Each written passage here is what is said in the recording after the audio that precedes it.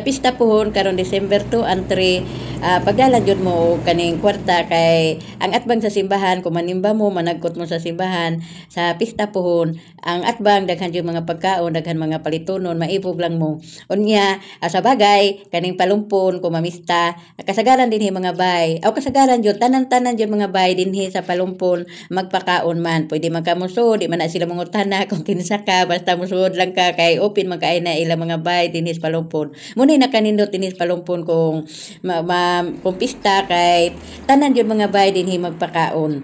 Unya kaning di pareha sa Ormoc nga kung kay kwarta di jud ka kaadto kay mapas mo jud ka kay adto man jud ka sa restaurant dinhi sa palumpon mo ninindot ka sa palumpon kay kung mamista ka dinhi makakaon jud ka di jud ka mapas mo nang daghan kayo mudayo dinhi sa palumpon. Kaning palumpon daghan kayo mudayo nga mga tawo mudagkot mosimba sa palumpon ila jud nang gahinan og kwarta bisag pamasahe lang kay makakaon man jud sila dinhi sa palumpon.